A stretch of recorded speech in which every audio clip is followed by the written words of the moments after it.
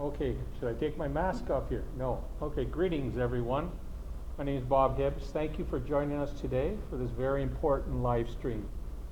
I'm sure we can all agree the appetite for accepting more high taxes, this needs to stop. It begs the question, is there not a better way to control our costs? On this note, I would like to introduce our guest speaker, Tom Price, who has spent many hours accumulating data for this presentation. Tom has more than 50 years of successful concept, detail, project, and maintenance engineering, together with project management experience in supply chain, construction, heavy industrial, and chemical industries. He has been very concerned with where municipal government has been taken, the city of Greater Sudbury, and in September of 2018, made presentations forecasting a financial tsunami for our city. Tonight, Tom will be presenting the first of a two-part presentation updating that prediction. Tom, take it away. Thank you very much, Robert.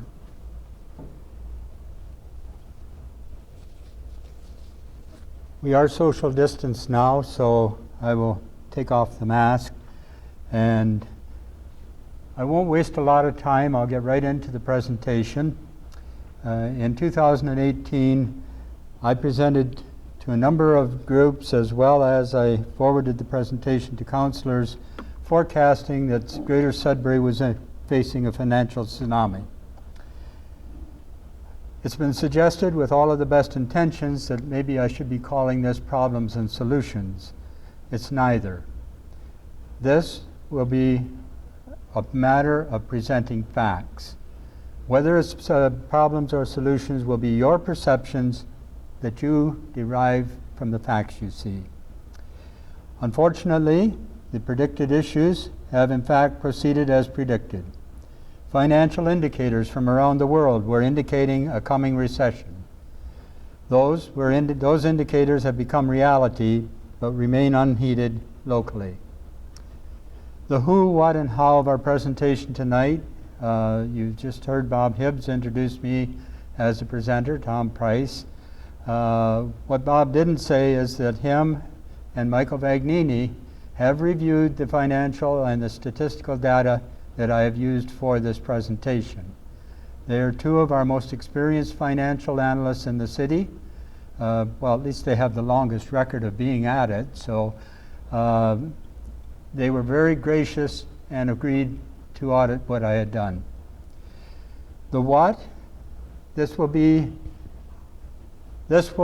presented in two phases. The first phase is tonight, and I'll be presenting what the world economics was able to predict and how CGS economics furthered that prediction of a recession. Phase two, which will be at a later date, will go over the taxpayer capacity to be able to finance that. The how, I will not be putting up information bullets. I will not use 10-second sound bites, and I will not use propaganda sheets. Instead, I will present you with hard facts, and these hard facts have been derived from approved budget binders from 2014 to 2020. Before I get into that, it's important to know who works for whom. And in our democracy that we all celebrate, the taxpayers are the boss, or they're supposed to be the boss. The councillors, MPPs, and MPs are all supposed to work for us. As well, city staff works for council. And with dismay, I have heard some councillors express their belief that they work for the city. They don't. They work for you and I as taxpayers. In fact, that is reinforced by the Ontario Municipal Act. It says councillors are to represent the public and to consider the well-being and interests of the municipality. So who pays for everything? Well, I'll also clarify that. This is not celebrated quite as enthusiastically as you can see from the faces in the, excuse me a moment. Thank you. As you can see from the faces in the photograph, the taxpayers pay 100% of what all of our governments spend. Who pays for our municipal services? We pay 100% of it. Some of it goes through the federal government, and they administer 0.22% of our local expenses. The provincial government administers 21.6%, and our local city council administers 78%. But we pay the full shot.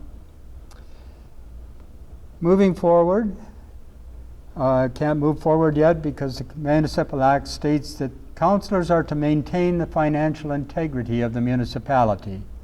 So let's take a quick look at how they do that. From 2014 to 2020, our council made decisions that increased the operating budgets at 3 times the cost of living rate.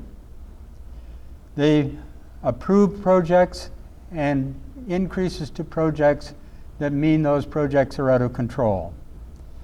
They have deferred maintenance on infrastructure every year, and our infrastructure maintenance is now $2.2 billion behind, going towards $3.2 billion in 2026. Our municipal services have been shrinking.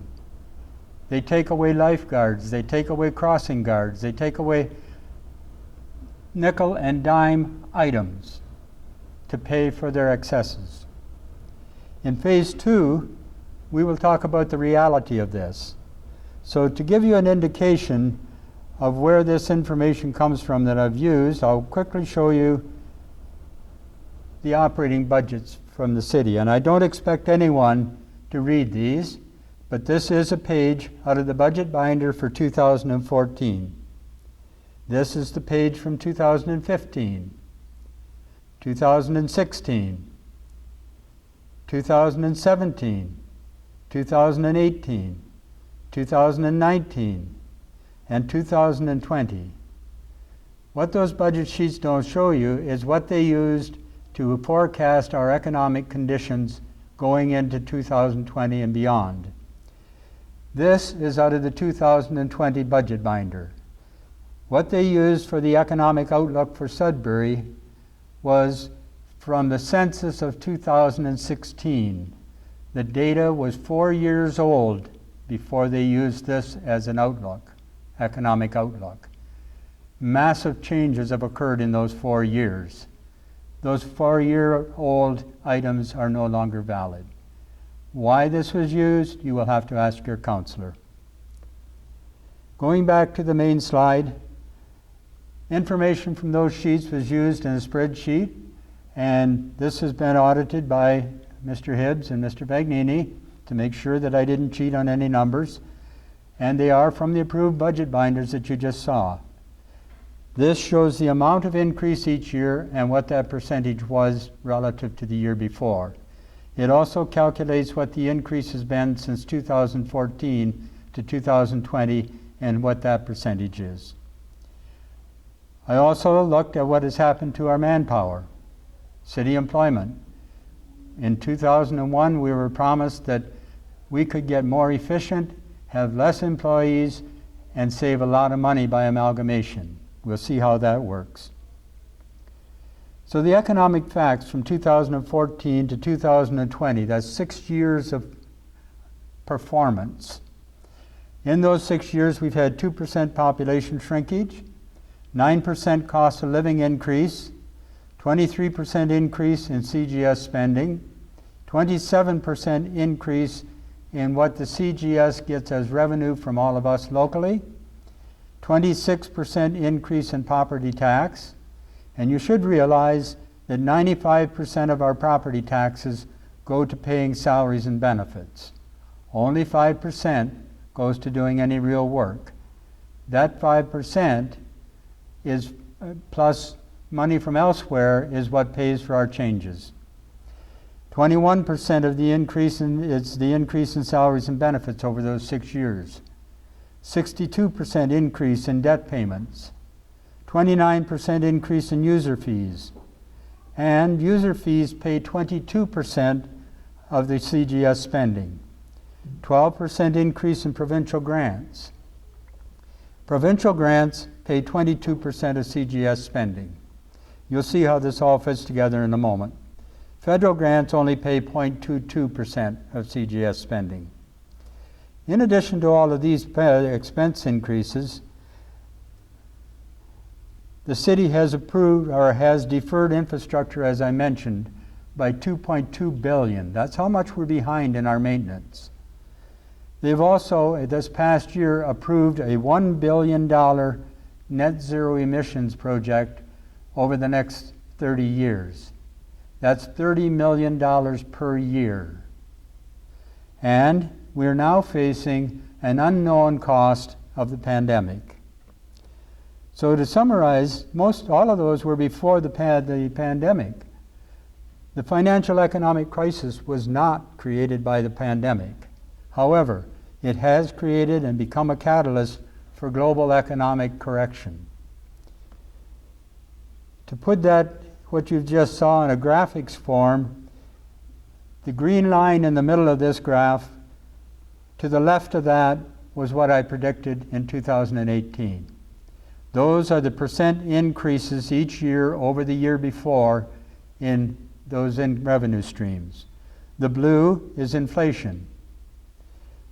The red is local taxes, property taxes. The gray is the total revenue that the city gets from the population. The yellow is the total expenses of the city, the total revenue. Now, as you move across to the right into 2020, the trend lines from 2018 didn't diminish.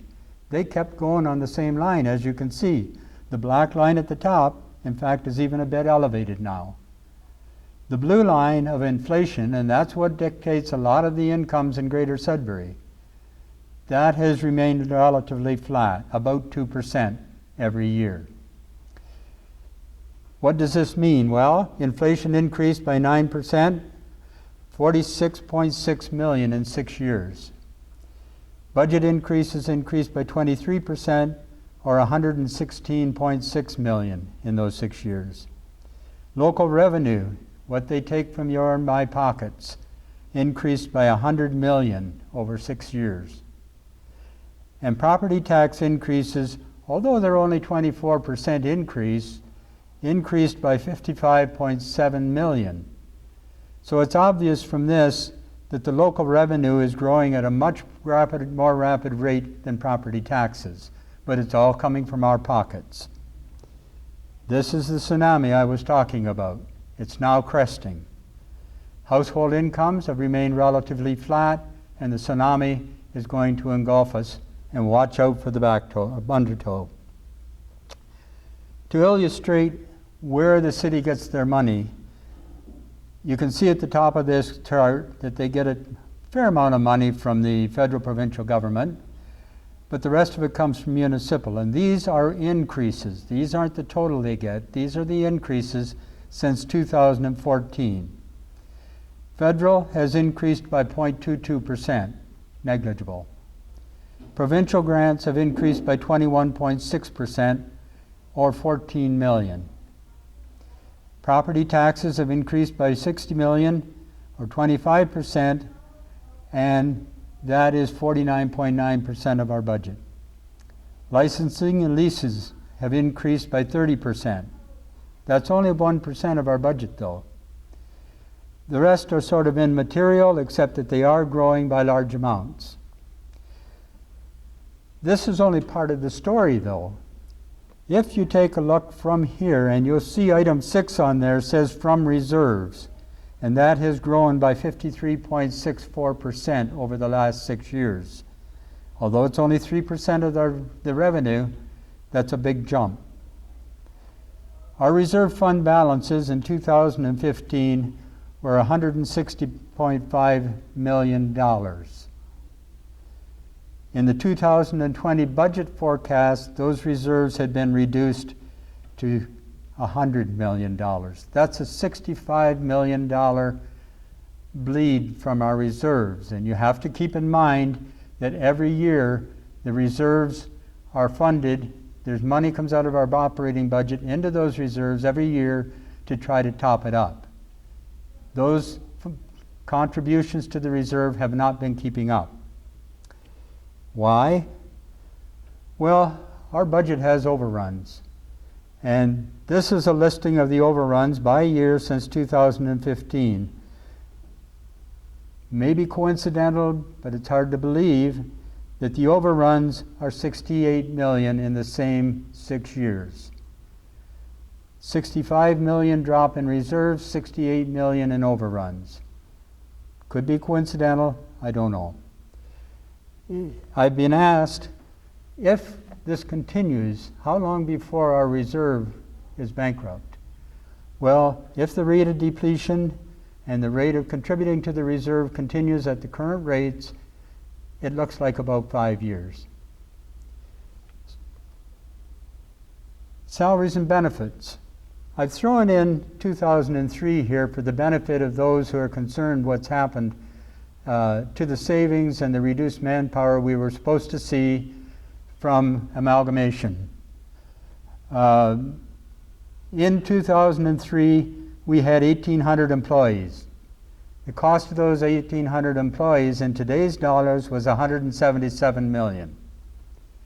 That's escalated from the actual cost in 2003 of $132 million. So those are today's dollars at $177 million. However, if we're only looking at the 6 years from 2014, we had 2,500 employees in 2014. We now have 2,608. That's an increase of almost 100 employees, or 4%. The cost of those employees, at 2,500 employees, was $224 million. It is now $270 million. The cost has increased by $46 million, or 46.6, or an increase of 21%. The population from 2003 to 2020 has been zero. We are the same population as we were in 2003. The population from 2014 to 2020 has dropped by 2.2%. The salaries and benefits have grown, as I mentioned, by 21%, and inflation has only increased by 8.9%. It should be noted that 527 of those employees, or 20% of them, are on the sunshine list. That covers the city revenues and the city employment. So I also mentioned that large projects are out of control. This is the KED. This is one example of what happens to our large projects. In 2013, we were promised a free arena by OLG if we would welcome a casino. Would cost the city taxpayers nothing. In 2015, Coldwell Banker did estimates for the city to refit the existing arena would cost $12 million. Or if we refurbished it, it would cost $50 million, and if we built a new one, $65 million. The current council invited companies and developers to submit a number of large projects that they would like to proceed with. In those was the True North Strong, now seen as KED. That was proposed as a private consortium at zero cost to the city. Later in 2016, when we did the priority selection of large projects, the cost had gone up a little bit. And when councilors did the selection and chose the KED, the cost to the city was presented as $775,000. As well, they indicated a $500,000 a year revenue from taxation and ticket sales. Over 30 years, that's $15 million in revenue, if it had stayed as a private consortium. However, by 2017, they came back with a cost of $80 million. And in 2017, CGS took over the project at a cost of $100 million. That project, including interest, has now grown to $180 million. That's a terrible, out of control project, from zero to $180 million. How would we finance that? Well, in March of this year, the city took out a bullet debenture and financed the KED, the junction, Municipal Road 35, some bridges and culverts, playgrounds, and McNaughton Water Treatment Plant for $200,200,000. The interest cost alone on that bullet debenture will be $145 million over 30 years. So the total cost of those projects won't be $200 million, it will be $345 million. What are our annual payments on that? Well, the annual interest will be $4.8 million. Annual principal will be $6.6 million. That goes into a sinking fund towards lump sum payout of $200 million at the end of 30 years. We have to put away sufficient money every year for 30 years to make a lump sum payment at the end of 30 years of $200 million. So the annual payment will be, out of our pockets, will be $11.5 million. The city will tell you that that's not true because they have invested the money and they're getting interest on that money. Well, the interest they're getting would have been our interest if they hadn't taken out the loan. So that interest is coming out of our pocket. So that is a cost to us taxpayers. Why? Well, twice. Once in June of 2018 and again in June of 2019, the city solicited a credit rating from Standard & Poor's Global. In their report, and you've heard them brag about this, that we have a AA rating. The city has bragged that this is a great thing, that we have such a high rating. Well, in their report, Standard & Poor's states that Sudbury has proven its ability to increase taxes to match operating needs and effectively control spending.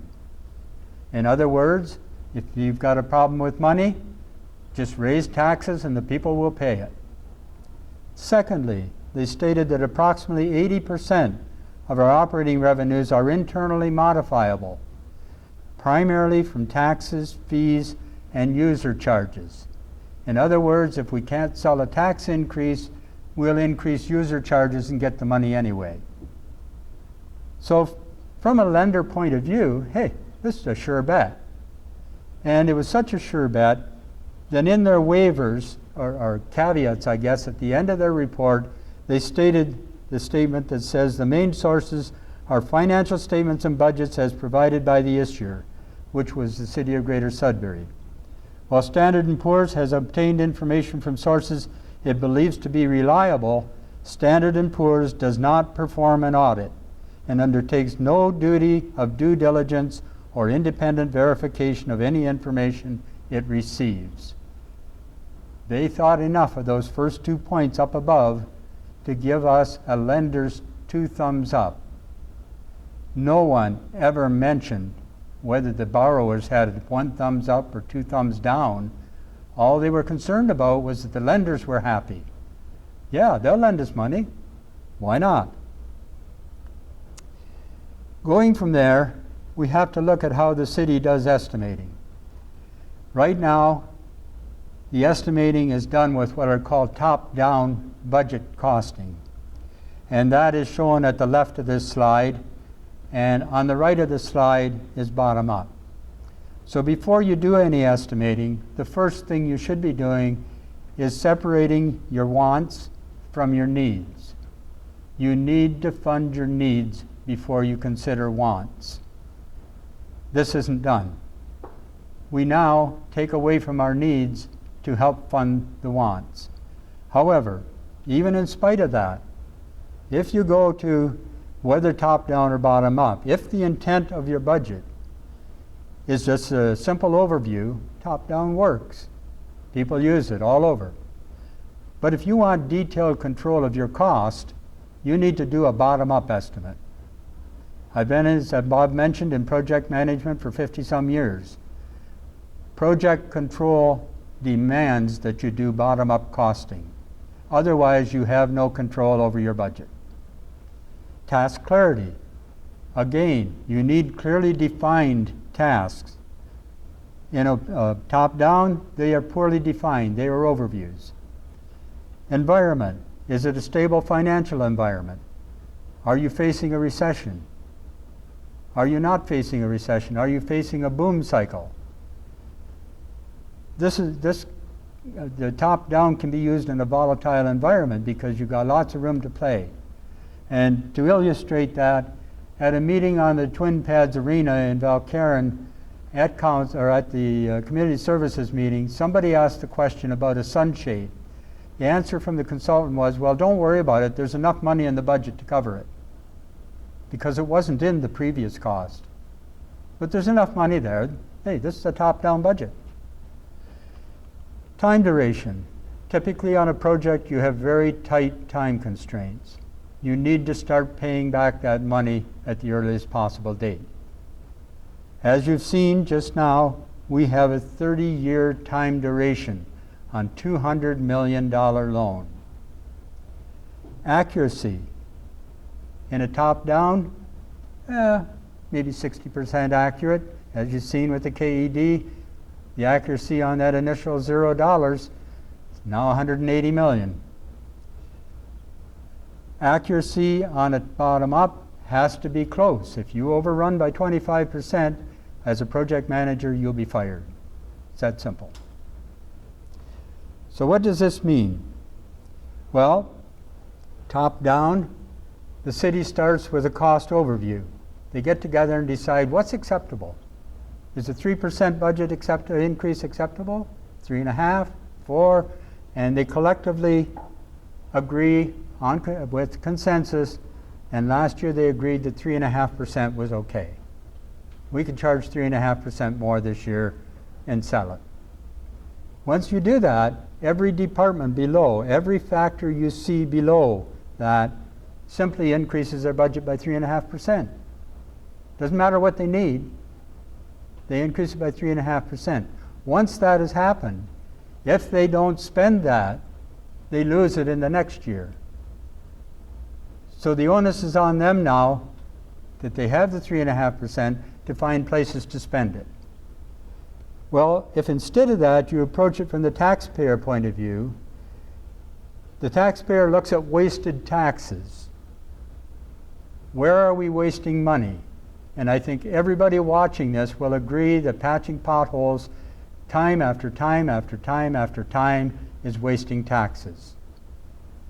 That's what we see as taxpayers. We see double billings. We see billings. We pay taxes for fire services, and if you have a fire, you will pay even more because they will bill you. If you have an accident and fire comes out to the accident scene, they will bill your insurance company for the call-out in addition to being there at taxpayer leisure or courtesy. You've already paid them, but they will bill you again. Needs versus wants. Well, we've seen that. Cascading costs to taxpayers. This is my favorite. I've been told many times by city personnel, by councilors, that user fees are not taxes. They are. They're cascading taxes. When a user fee of water supply is increased, who do you think is going to pay at the gas station for that increased water cost? They will add it to the cost of your gasoline. You will be paying as taxpayer. Who do you think will be paying the extra cost for the grocery store for that water? You will be, because the grocery store will add it to their cost of the food to you. So it cascades down through those individuals back to the everyday taxpayer. Service level changes. Well, I've already mentioned they cut out crossing guards, they cut out swimming guards, they cut out all kinds of services. This year they wanted to close some of our campgrounds to save $80,000 to help pay for $14 million in COVID costs.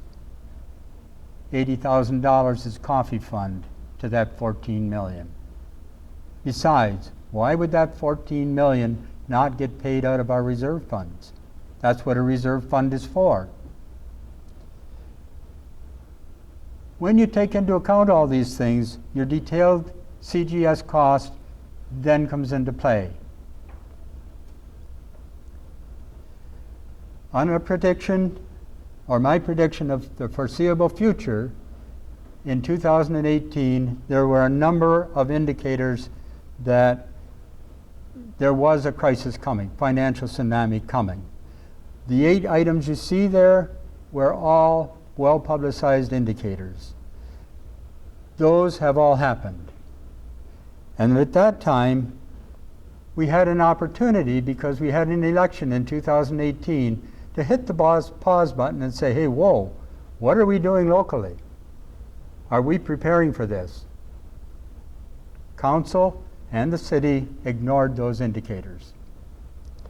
In 2019, there were 6 additional indicators, this time from the U.S. government, the U.S. Treasury, the U.S. Economics Department, all serious international indicators. That was in 2019. Those were all before the city borrowed the $200 million. We had a chance at that point, because Councillor Vagnini brought it up in council, that we had had items 1 and 2 happen before we went out to borrow money. Those yield curves inverted. In the financial world, that indicates you have a recession coming. What is a yield curve? Well, the yield curve is very simply the amount of interest that you get on lending money. The top curve there was in August of 2019, and it indicated that interest rates on a 10-year investment had fallen below the interest rate on a 2-month investment. That's an inversion. Typically, your long-term investments pay higher interest rates than your low-term, because they're trying to hedge their bets on increasing inflation in that. The second curve on the bottom was issued in September, and both of these were issued by the Department of Treasury in the U.S. And at that time, the 10-year interest rate dropped below the 2-year interest rate. That was the time when the councillor warned council, the interest rates are inverted, we've got to hold off on this. To further that, council could not get a loan for the $200 million. They did not get one proposal to lend us, as a city, $200 million. So instead, they negotiated a bullet debenture, which they signed for at the end of February. Now, you will hear that it was signed for in March at a council meeting. We were told, and they were told in council, that the finance department of our city had already signed the deal in February, prior to council approval. A gross error. So what's the public vision for 2021? Well, we'd all like to see smooth financial sailing. However, the reality is it's impossible to sail submerged in an undertow. That undertow hasn't begun yet, but it will be. However, before we can blame council and before we can blame the city, we have to look at what have we done? Have we fulfilled our constitutional obligations?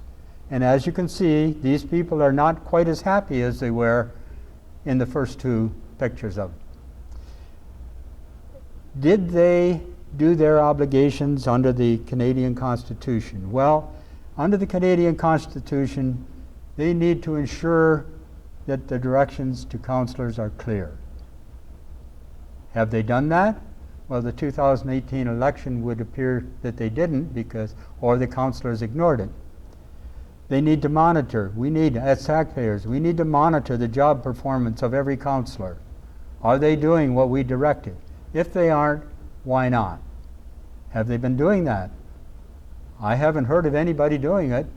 Maybe they have been on telephone calls, but it's certainly not public. And probably most importantly, they need to monitor the value of funding. They've been doing that. All of us taxpayers are saying we're not getting what we're paying for. And we're saying, why not? Well, if we're not getting the value for our funding, we need to be talking to our councillors and making sure they got the message. Have we been doing that? The bottom line of it is we have as much responsibility as taxpayers as the councillors do and as city staff does for the mess that we're facing. So how do we prepare for this tsunami? Well, the underflow is starting. Let's prepare now to minimize that reality. Tell your counselor to pause the wants and prepare a bottom-up zero-based budget, prioritizing needs before wants. We have to have those needs satisfied to continue to live our lifestyle, and even then it's going to be diminished. And the other thing that we need to do is, as voters, you need to join us for Phase 2 presentation of taxpayer capacity to be live streamed on July 23rd at 6 p.m., the same time as this one. I would like to thank Councillor Vagnini and Bob Hibbs for being gracious enough to audit the work I did. I'd like to thank all of you watching tonight, and I would like to thank our film crews here tonight for doing the excellent job that I trust they're doing. We'll know once it comes out, but thank you all, and if there are questions, I will field those questions to the best of my ability at this point in time. Are there any questions? I don't hear any questions, but I'm waiting to hear. You'll have to excuse the pause here. Are there questions?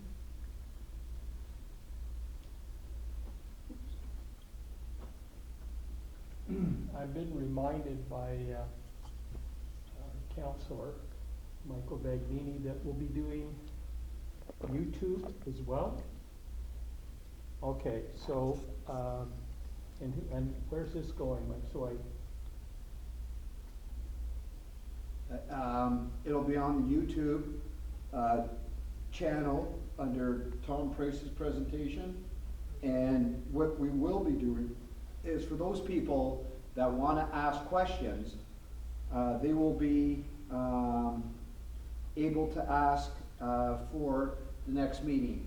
I do sincerely apologize for the audio.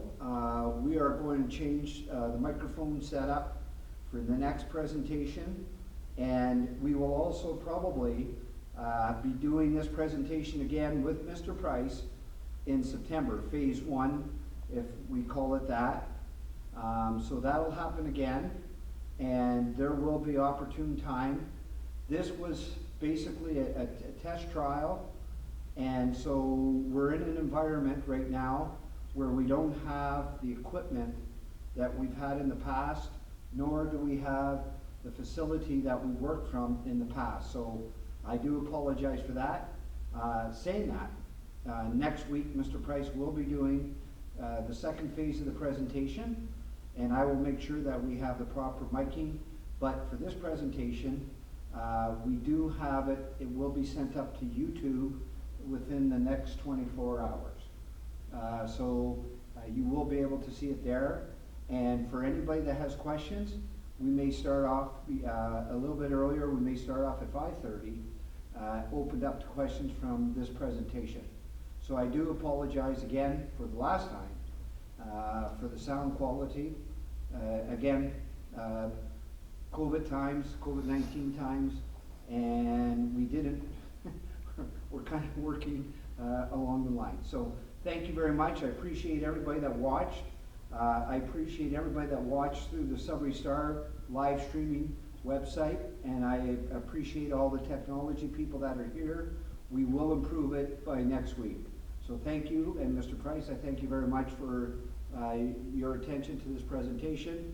It was a great presentation, and if we have to do it again, we will do it again. Thank you so much, everybody, and have a great evening.